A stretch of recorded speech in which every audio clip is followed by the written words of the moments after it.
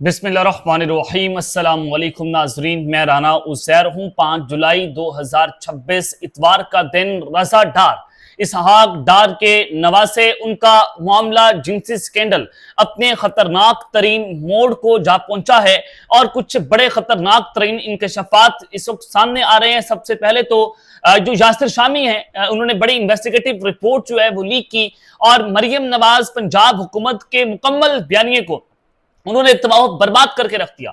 लेकिन अब यह मामला उससे भी आगे निकल चुका है। मैं कुछ तहकीकाती रिपोर्ट मंजरेआम पर लाने जा रहा हूं। आपने इस वीडियो को बड़े गौर से सुनना है कि किस तरह से मरियम नवाज की वीडियोस का तस्करा हो रहा है, किस तरह से पंजाब पुलिस का घिनौना तरीके से इस्तेमाल होता है। और ये जो रज़ादार का मामला है ये आउट ऑफ कोर्ट यानी कि अदालतों से बाहर सेटलमेंट करने की तैयारियां हो रही हैं। अब ये जो डॉट से डॉट्स आपने कनेक्ट करने हैं कि इस वक्त पूरे पाकिस्तान के मीडिया के ऊपर बदबूदार बॉस जो है उसका जिक्र हो रहा है। नंबर वन ये कि बदबूदार बॉस कौन निकला है। दूसरा सवाल, ये कहानी एक बहुत बड़े खानदान से जुड़ रही है। मियां नवाज शरीफ, मरियम नवाज, सबके साथ इसहाक डार, अली डार, रज़ा डार, ये सारे एक बहुत बड़ी चेन यहां पर पकड़ी गई है। यानी कि पूरे का पूरा शरीफ खानदान जो है उस पर बिजलियां गिरी हैं। और फिर और तो और जो इस हुकूमत के वजीर हैं अलीम खान, उनके टीवी चैनल के ऊपर बाज़ाब्ता तौर पर वीडियोस और ऑडियोस जो है वो चल रही है। अब ये क्या मामला है? ताकतवरों ने किस तरह से पूरे खानदान को निचोड़ के रख दिया। ये कौन से ऐसे वीडियो स्कैंडल्स हैं जो मजीद इस वक्त मार्केट में आने जा रहे हैं। तमाम तर डिटेल्स इस हवाले से आपके सामने रखनी है।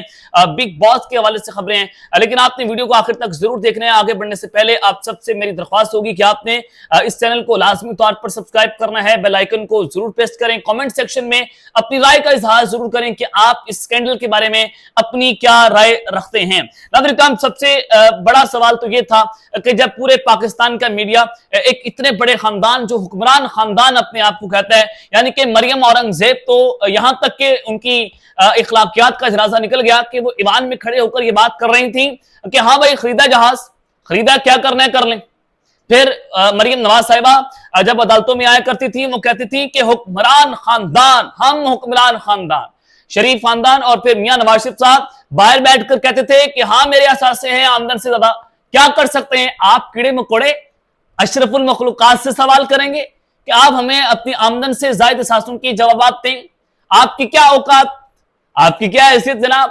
ठीक है, तो ये हुक्मरान खानदान जो है वो ये जो है वो सारा कांट करता हुआ पकड़ा गया। खैर, मैं वन बाय वन बड़े सीक्वेंस के साथ चलना चाहता हूं। सबसे पहले तो ये कि जो इसहाक डार के नवासे का केस था उसमें खवातीन के बयानात भी सामने आए जो पाकिस्तान की मीडिया पर रात से चल रहे हैं। अब आपने सबसे पहले उसको देखना है, फिर आगे इस कहानी के अंदर जो झोल पकड़े गए हैं, जो ये खतरनाक तरीन मोड़ से सामने आए जो पाकिस्तान का मीडिया अब रिपोर्ट नहीं कर रहा।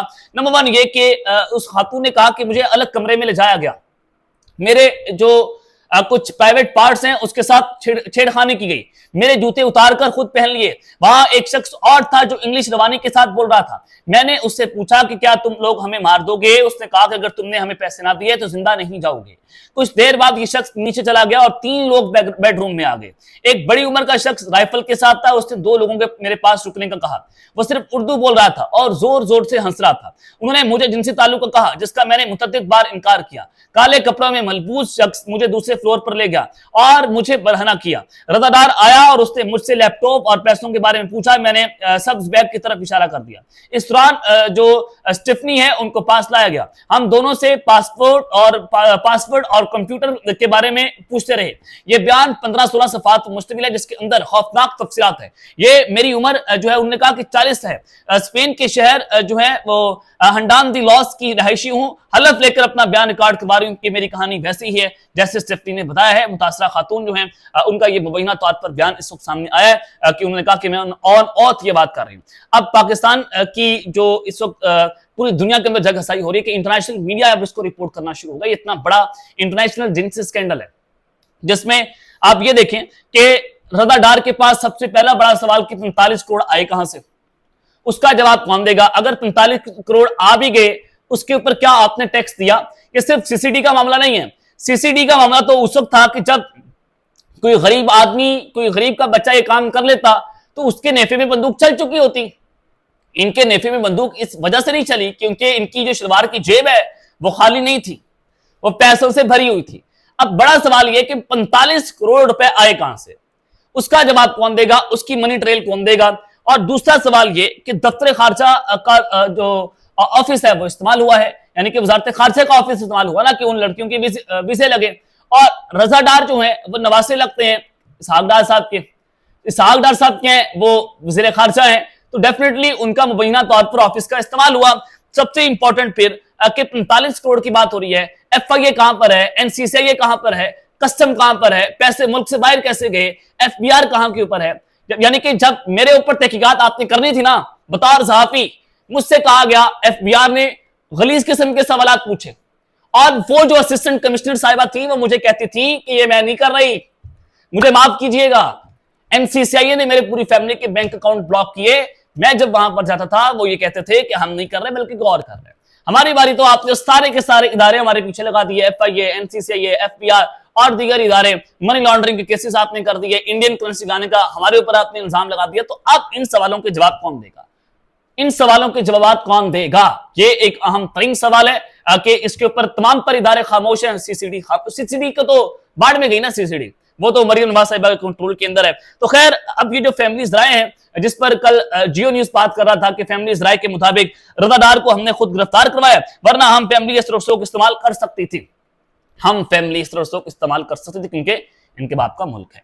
खैर, असदुल्ला खान साहब ने बड़ा जो है वो एक बड़ा इंकशाफ किया। उन्होंने कहा कि रजादार जिस बॉस से राब्ते में थे, क्योंकि बिग बॉस का जिक्र हो रहा है कि बिग बॉस के साथ वो राब्ते में थे, तो वो बॉस कौन निकला, उसका नाम मियां वहीद बताया जा रहा है, उसे गिरफ्तार कर लिया गया। अब वो बिग बॉस जो है वो गिरफ्तार हो गया है, जिसे रजादार बार बार फोन किया करता था। एक बात ये की जा रही है कि रजादार का ही कजन है, और दूसरा ये कहा जा रहा है कि एक बहुत अहम ससुराली शख्सियत का रिश्तेदार है। अब जनाब इसका कनेक्शन भी उनके साथ निकल गया है जो इस बरसरे इक्तदार हैं। अब मैं मरियम नवाज की तरफ आता हूं कि कैसे उनकी वीडियोस पकड़ी गई। पुलिस ने कुछ तो इब्तदाई इन्वेस्टिगेशन की होगी, पुदाया छुपाया क्यों जा रहा है। आम मुलजमान के केसेस में तो कुछ नहीं छुपाया जाता, सब कुछ मीडिया के सामने लाकर खड़ा कर दिया जाता है। अब एक तरफ तो जनाब ये सारी सिचुएशन है कि किस तरह से वो जो बिग बॉस है वो कैसे इनका रिश्तेदार निकला है, और बिग बॉस का नाम मियां वहीद, और वो भी ससुराली शख्सियत का जो है वो एक बड़ा अहम तरीन कजन भी है। तो बदबूदार बॉस जो है पकड़ा गया, और ये पूरी कहानी एक बड़े खानदान के साथ मिल रही है, शरीफ खानदान के साथ मिल रही है। अलीम खान का चैनल इसको रिपोर्ट कर रहा है, जियो न्यूज साइड लेता हुआ दिखाई दे रहा है, और फिर वो 15 दिनों के लिए बंद भी हो गए।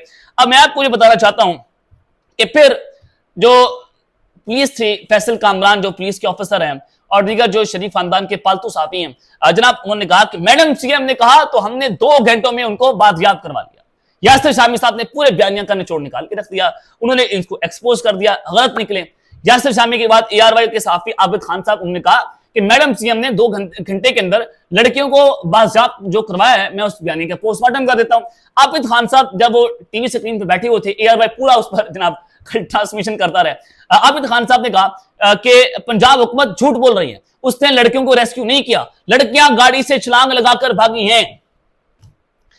फैसल कामरान की पंजाब पुलिस वो इनको रेस्क्यू कर रही थी, पंजाब हुकूमत रेस्क्यू कर रही थी, और ये पंजाब हुकूमत ने रेस्क्यू नहीं किया, 2 घंटे में बाजियाब नहीं करवाया, बल्कि लड़कियां गाड़ी से छलांग लगाकर भागी। रजादार जो है वो अपने, उन्होंने पासपोर्ट अपने जो है वो टांगों पर रखे होते ताकि लड़कियां वो उठाएं और खुद यहां से भाग जाए, ताकि मैं वहां से साबित ना हो ना कि मैं वहां पर कुछ कर रहा था। तो मैडम CM साहिबा जो है वो यहां से पकड़ी गई हैं। जो CCTV की फुटेजेस हैं, फैसल कामरान को फोन करके कहा गया मुबैना तौर पर, ये शफकत जो सहाफी हैं हुक्मरान के बड़े करीब रहे हैं, नून लीग को बड़ा out of no way support करते रहे, ताकतवरों के बड़े करीब हैं, वो ये बात कर रहे हैं कि फैसल कामरान ने CCTV फुटेजेस को गायब कर दिया। यानी कि इतना बड़ा एजेंसी स्कैंडल है, इसमें पंजाब हुकूमत इन्वॉल्व है ना, CCD से बचाया गया, CCTV फुटेजेस गायब की गई। फिर जनाब मरीम नवाज ने कहा कि 2 घंटे में हमने बाजियाब करवा लिया, वो उनका बयानिया गलत हुआ। यानी कि इस वक्त किस तरह से पूरी की पूरी पंजाब हुकूमत इस्तेमाल हो रही है सिर्फ एक शख्स के लिए, एक खानदान के लिए। तो पंजाब हुकूमत जो है वो इस जुर्म के सबूत मिटा रही है, और फिर खवातीन को रातों रात मुल्क से बाहर भी भगवा दिया गया, ताकि वो अदालतों में पेश होकर फौजदारी मुकदमे के अंदर अगर वो पेश नहीं होते तो ये मुकदमा ऐसा ऐसा खत्म हो जाएगा। तो मैंने आपको पहले बता दी कि मुकदमा जो है वो तो खत्म होना ही होना है। किस तरह से होना है कि रजादार जो है वो गिरफ्तार भी हुए हैं, उन पर मुकदमा भी दर्ज हुआ है, लेकिन उनको VVIP प्रोटोकॉल मिल रहा है, फॉर्च्यूनर गाड़ियां, पुलिस के प्रोटोकॉल उनको मिल रहे हैं। खवातीन मुल्क से बाहर चली गई हैं, रजादार का जिनसी तशद्दुद जो है वो भी साबित नहीं हुआ है, और फिर मामलों का जो मामला है वो पैसों के लेन देन तक जा पहुंचा, यानी कि उसको रेप केस से निकालकर जो है वो लेन देन के मामला तक लेके चले गए हैं। और आगे अब होगा क्या कि आउट ऑफ कोर्ट ये मामला तय हो जाएगा। आउट ऑफ कोर्ट ये मामला तय हो जाएगा, कोई इस्तीफा नहीं आएगा और हुकूमत बदस्तूर चलती रहेगी। ये मेरे राय ने बता दिया कि जनाब ये सारा कुछ जो है वो होता रहेगा, हुकूमत बदस्तूर चलती रहेगी। लेकिन रज़ा डार के व्हाट्सएप के ऊपर एक साबिक वज़ीर-ए-आज़म के साथ उनकी तस्वीर लगी हुई थी। मुदासरा खातून जो है उन्होंने 164 का बयान जब ये करवाया, रिकॉर्ड करवाया, उन्होंने कहा कि मेरे साथ जिनसी तशद्दुद भी हुआ है, ज्यादती भी हुई है और रज़ा डार हमेशा कहता था कि वो पाकिस्तान के एक वजीर का बेटा है, धमकी दी, रकम ना मिली तो मार देंगे। और फिर उन्होंने कहा कि हमें एयरपोर्ट पर ले जाया जा रहा था, लेकिन किस रास्ते पर ले जाया जा रहा था हमें कुछ नहीं पता। तो इससे भी नजर आता है कि किस तरह से अब असर और शौक इस्तेमाल होगा, हम हुक्मरान खानदान इस पर इंटरवीन कर रहे हैं और कैसे पाकिस्तान को यरगमाल बनाया गया, पाकिस्तान के इदारे इस्तेमाल हो रहे हैं। लेकिन मैं आपको एक बात बता दूं कि पिंडी की ब्यूरोक्रेसी जो है वो रातों रात तब्दील हो गई है। पिंडी ताकतवरों का शहर है, ताकतवरों के शहर में सीसी सब कुछ जो है वो तब्दील करके रख दिया है और नए लोग वहां पर आ रहे हैं। और जो उनको फेयरवेल दी जा रही थी, हमदानी साहब को 10-12 लोग पड़े थे और वो उनको फेयरवेल दे रहे थे, तो नजर आ रहा था कि इनको सदा के तौर पर यहां से निकाला जा रहा है। तो ये जो ब्यूरोक्रेसी तब्दील हुई है रातों रात, उससे नजर आता है कि अब कुछ बड़ा होने जा रहा है और ये तब्दीलियां कोई बड़े तूफान का पेश खैमा साबित हो रही हैं, जो पंजाब हुकूमत ने की बल्कि कहीं और से हुई हैं। इसहाक डार के नवासे का स्कैंडल आ गया, पूरी खानदान को रगड़ के रख दिया। नून लीग के वजीर का लंदन में फ्लैट सामने आ गया और स्पीकर पंजाब असेंबली जो मलिक अहमद खान साहब है, मरीन नवाज को आंखें दिखा रहे हैं। तो जनाब अब आप इंजॉय कर रहे हैं, आप इंजॉय करें।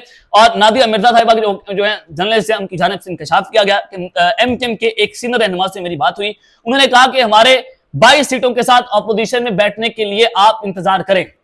यानी कि एमकेएम अगर ऑपोजिशन में बैठ जाती है तो 22 सीटें कम हो जाएंगी। नून लीग का इन्हिसार पीपल्स पार्टी के ऊपर हो जाएगा। जो नून लीग अभी तड़ती फिर रही है, पीपल्स पार्टी अगर बाहर निकल गई, पूरी हुकूमत जो है उसका बोरिया बिस्तर गोल हो जाएगा। तो सही कह रहे थे सुहेल राय साहब की, जुलाई के बाद इस हुकूमत का पहिया उल्टा घूमेगा। तो पहिया उल्टा घूमना जनाब शुरू हो चुका है। तो अब हुकूमत जो है वो तब्दीली की बाज़गश्त भी है, शहरी इक़्तिदार में कुछ इस तरह के जो है वो माहौल बन रहे हैं। तो अब ये एक बहुत बड़ा जिनसी स्कैंडल, इंटरनेशनल स्कैंडल, इसको पाकिस्तान का मीडिया, इंटरनेशनल मीडिया पूरे तरीके से इजाजत के साथ रिपोर्ट कर रहे हैं। तो ये एक बड़ी जो है वो इन्होंनी चीज है कि पाकिस्तान का मीडिया आमतौर पर आप जानते हैं कि बड़ी कंट्रोल चीजें जो है वो रिपोर्ट करता है, लेकिन ये कहीं और से कहा गया कि जनाब इस पर इनकी मंडी ठोक के रख दो। अब तक के लिए इतना ही, अपना ख्याल रखिएगा और इस चैनल का आपने लाजमी तौर पर ख्याल रखना। के बाद पाकिस्तान जिंदाबाद।